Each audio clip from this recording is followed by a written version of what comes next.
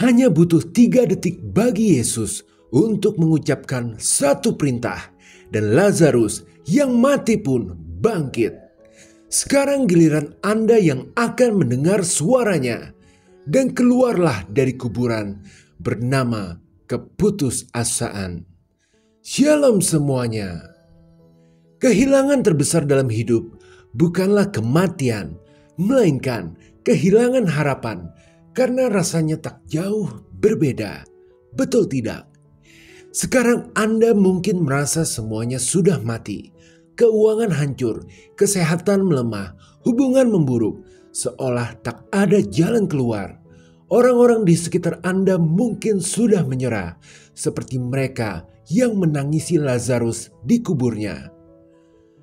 Bahkan Anda sendiri mungkin mulai bertanya, untuk apa hidup? Capek banget. Tuhan ternyata tidak ada kali ya. Sedih sekali. Pikiran tentang kebangkitan pun terasa seperti halusinasi.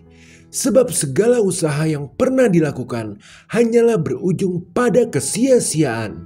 Maju kena, mundur pun kena. Tidak ada cahaya, tidak ada jawaban. Hanya stres yang terus menggerogoti. Kalau begitu, mungkin telah tiba bagi Anda untuk mengetahui kisah tentang Lazarus yang dibangkitkan dari kematian ini. Itu mah saya sudah tahu Pak. Teori mah gampang, klise. Mungkin itu ada di pikiran Anda, tapi dengarkan. Apa yang sebenarnya membuat kisah Lazarus harus Anda perhatikan bukanlah sekedar pada bagian hasil akhirnya saja, yakni terjadinya kebangkitan, melainkan proses rahasia kenapa kebangkitan itu bisa terjadi. Teori selalu terdengar mudah saat diucapkan, tapi coba renungkan ini. Lazarus tidak dibangkitkan oleh usaha dari dirinya sendiri karena memang ia sudah mati. Juga tidak ada lagi usaha, perjuangan, atau bahkan harapan dari pihak teman atau keluarganya. Mereka sudah sepenuhnya pasrah dengan keadaan. Namun kita saksikan kebangkitan pun tetap terjadi. Mengapa? Kok bisa sih? Maka perhatikan, kisah ini dimulai dengan pesan yang datang kepada Yesus bahwa sahabatnya Lazarus lagi sakit keras dan dia diminta untuk segera datang. Tetapi Yesus malah sengaja datang telat, bahkan sampai 2 hari. Wow, sungguh mengejutkan. Yohanes 11 ayat 6. Namun setelah didengarnya bahwa Lazarus sakit, ia sengaja tinggal 2 hari lagi di tempat di mana ia berada. Ketika Maria dan Marta menyampaikan kabar kepada Yesus tentang penyakit saudara mereka, mereka tentu mengharapkan tanggapan yang segera. Sebab ini darurat. Bahkan kita juga diberitahu bahwa Yesus memang mengasihi Marta dan kakaknya dan Lazarus. Tapi bukannya cepetan datang, Yesus malah menundanya selama 2 hari. Tujuannya apa coba? Apa jangan-jangan sudah tidak peduli lagi? Kunci untuk memahami ini semua adalah dengan melihat tanggapan Yesus. Yohanes 11 ayat 4. Ketika Yesus mendengar kabar itu, ia berkata, penyakit itu tidak akan membawa kematian, tetapi akan menyatakan kemuliaan Allah. Sebab oleh penyakit itu, anak Allah akan dimuliakan. Artinya, Yesus sudah tahu tentang hasil akhir dari situasi tersebut dan dia memiliki tujuan yang lebih besar dari peristiwa itu.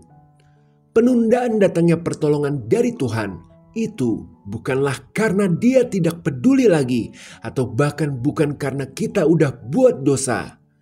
Melainkan penundaan itu merupakan sebuah keputusan strategis agar segala sesuatu bisa selaras dengan garis waktu Tuhan, yakni Kairos, di mana ini akan memaksimalkan segala dampak kebaikan rohani yang akan ditimbulkan dari sebuah mujizat pertolongan dalam hidup kita. Ya, bahkan sebelum berangkat, Sesudah menunda 2 hari tentunya, Yesus pun tahu Lazarus telah meninggal dan dengan jelas menyatakan kepada murid-muridnya, Yohanes 11 ayat 14-15. Karena itu, Yesus berkata dengan terus terang, Lazarus sudah mati. Tetapi syukurlah aku tidak hadir pada waktu itu, sebab demikian lebih baik bagimu supaya kamu dapat belajar percaya. Marilah kita pergi sekarang kepadanya. Ya, Yesus lagi-lagi berbicara tentang dampak kebaikan rohani yang akan dihasilkan dari sebuah mujizat pertolongan. Jadi dalam musim-musim kehidupan kita, saat kita udah berdoa, tolong Tuhan, tolong. Tapi kok Tuhan serasa diam, kok jadi kayak ateis yang benar. Ketahuilah, waktu Tuhan pasti yang terbaik. Meskipun itu terdengar basi atau klise, bahwa datangnya pertolongan Tuhan itu selalu menunggu waktunya yang terbaik. Tetapi ini satu-satunya kebenaran yang harus kita ketahui selalu. Pelajari kembali dan imani lagi. Mudah bagi kita untuk memahaminya dengan mengetahui kata sekalian. Misal saat ingin membuat kopi, kita sekalian memasak air panas untuk membuat susu anak. Demikian juga jerit pertolongan kita, sesungguhnya Tuhan sudah dengar, tapi Dia akan datang menolong. Sekalian sambil menolong orang lain juga lewat peristiwa yang kita alami. Sebab bagi Tuhan sesungguhnya tidak ada kata terlambat, dan segala pencobaan tidak akan pernah melebihi kekuatan kita. Tapi apa kira-kira yang terjadi ketika waktunya telah tiba dalam hidup kita? Pasti inilah momen yang penuh dengan keajaiban yang terjadi sama seperti saat Yesus akhirnya datang dan momen klimaks kisah Lazarus ini dimulai.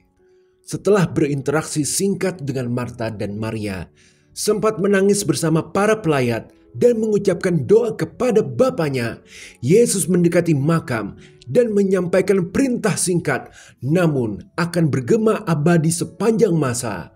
Perintah 3 detik, Lazarus, marilah keluar. 3 kata dalam 3 detik, bukan saran, bukan pula undangan, melainkan ini adalah perintah untuk dipatuhi. Ini mirip dengan jadilah terang, lalu terang itu jadi. Itulah kuasa Sang Firman, Yesus Kristus. Yang apabila Yesus tidak memanggil nama Lazarus dan hanya berkata, keluarlah, maka setiap jiwa yang mati akan bangkit. Terdapat kekuatan tidak terbatas yang terkandung dalam setiap perkataan yang Yesus ucapkan. Luar biasanya lagi, coba perhatikan, tidak ada ritual, tidak ada jampi-jampi ataupun mantra, tidak ada atraksi-atraksi yang sekiranya keren untuk memulai peristiwa membangkitkan orang. Hanya 3 kata saja, Lazarus, marilah keluar. Begitu simpel. Dan ini ternyata juga memberikan kita kebenaran penting bahwa datangnya mujizat pertolongan itu tidaklah memakai suatu rumus apapun, tetapi hanya dengan berada dalam pribadi dari Sang Firman, yakni Tuhan Yesus sendirilah kebangkitan hidup bisa terjadi. Sehingga Yesus pun berkata di Yohanes 11 ayat 25, jawab Yesus, akulah kebangkitan dan hidup. Barang siapa percaya kepadaku, ia akan hidup walaupun ia sudah mati. Sekarang, saking beratnya bagi jiwa, keadaan Anda mungkin sudah mirip dengan kematian, butuh pertolongan Tuhan. Maka jalinlah hubungan dengan Tuhan, karena Yesus adalah sumber kehidupannya manusia, yakni dengan berusaha menundukkan diri atas segala perintah dan kebenarannya dalam Alkitab. Ketahuilah, akan tiba saatnya nama Anda dipanggil oleh Yesus untuk mengalami pengalaman kebangkitan dalam berbagai dimensi kehidupan.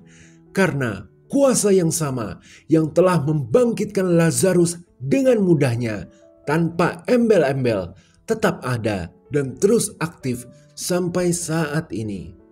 Tapi ngomong-ngomong soal Lazarus, ternyata kisahnya tidak berhenti saat dia berhasil bangkit dari kubur saja loh. Ada suatu masalah besar, yakni Lazarus hidup tetapi dia tidak bisa bergerak. Mengapa? Yohanes 11 ayat 44. Orang yang telah mati itu datang keluar, kaki dan tangannya masih terikat pada kain kapan dan mukanya tertutup dengan kain peluh. Kata Yesus kepada mereka, "Bukalah kain-kain itu dan biarkan ia pergi."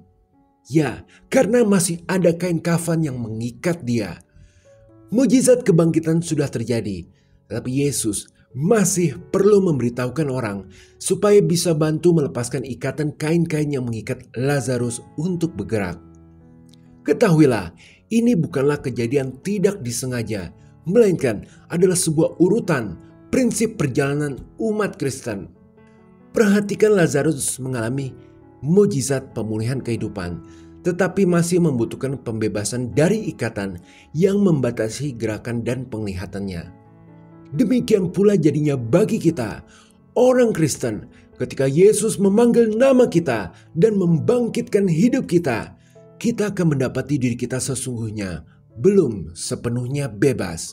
Pasti masih terikat oleh kain kafan yang adalah lambang dari ikatan masa lalu, seperti mungkin kebiasaan, pola pikir, atau bahkan trauma-trauma yang tidak disadari.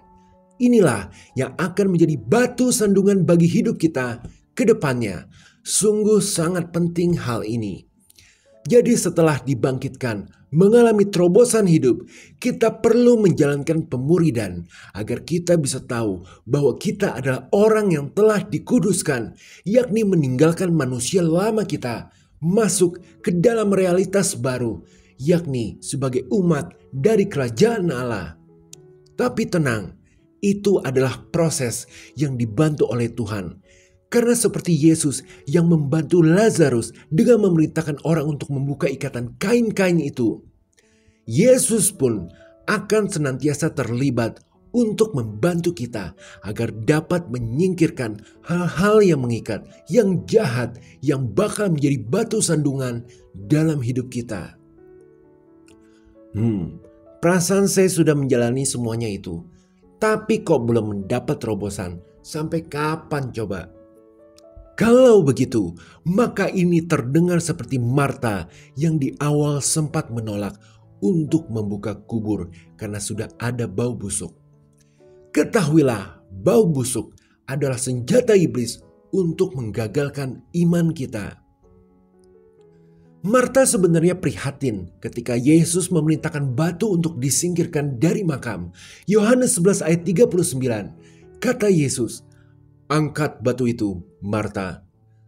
Saudara orang yang meninggal itu berkata kepadanya, "Tuhan, ia sudah berbau, sebab sudah 4 hari ia mati." Inilah kunci untuk memahami bahwa fakta adalah lawan dari iman. Iblis tahu musuh dari iman adalah meminta bukti yang dapat dirasakan oleh kelima panca indera kita. Jadi bau busuk itu adalah lambang dari kenyataan hidup yang memaksa kita untuk tidak lagi mempunyai iman. Bau busuk itulah yang membuat orang-orang di sana berpikir bahwa kebangkitan Lazarus adalah sesuatu hal yang mustahil. Akan tetapi Yesus menjawab, dan jawaban ini harus kita ingat selalu waktu menunggu mujizat pertolongan Tuhan yang akan membangkitkan setiap bagian dari hidup kita yang telah mati.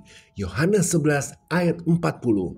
Jawab Yesus, "Bukankah sudah kukatakan kepadamu, jikalau engkau percaya, engkau akan melihat kemuliaan Allah." Ini telah menetapkan prinsip hakiki dalam dunia Kristen, yakni posisi iman itu ada di atas fakta. Marta bertindak berdasarkan apa yang dapat dirasakan oleh panca indera, sementara Yesus mengajarkan untuk bertindak berdasarkan janji-janji Tuhan. Mungkin Anda sekarang sudah lelah menanti, tapi ketahuilah, rasa lelah itu adalah bau busuk yang iblis sedang taruh dalam pikiran agar Anda terus fokus dengannya. Entah itu fokus pada kondisi keuangan yang buruk, pada kesehatan yang jelek, pada hubungan yang sudah resak, atau kepada keadaan apapun yang telah memancarkan bau kerusakan sehingga tampak mustahil untuk bisa dipulihkan. Ingatlah, Yesus telah mengajarkan kita untuk melihat segala sesuatu melalui iman. Maka sudah seharusnya kita fokus terhadap janji-janjinya. Mungkin tagihan besok sudah tiba, tapi di detik terakhir Tuhan akan beri jalan keluar. Mungkin kata dokter rasa sakit itu mustahil bisa dipulihkan, tetapi tiba-tiba Anda bisa bersahabat dengannya. Siapa tahu? 2 Korintus 2 ayat 15. Sebab bagi Allah kami adalah bau yang harum dari Kristus di tengah-tengah mereka yang diselamatkan dan di antara mereka yang binasa. Sesungguhnya Anda yang percaya adalah bau harum dari Kristus. Artinya, ketika kita memilih untuk percaya, meskipun ada bukti yang bertentangan, iman kita akan menjadi aroma yang menyenangkan hati Tuhan dan memuliakan nama Tuhan di mata orang lain.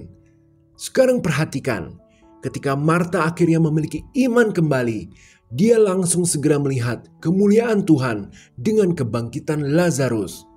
Maka cobalah untuk memeriksa di mana kita mungkin sedang membatasi pekerjaan Tuhan dengan berfokus pada bau kemustahilan daripada kesempatan untuk melihat mukjizat. Masih adakah kata mustahil di dalam hati Anda? Segera ganti dengan iman terhadap janji Tuhan. Dan mungkin itulah waktu yang sedang ditunggu-tunggu oleh Tuhan dalam hidup Anda. Haleluya! Amin.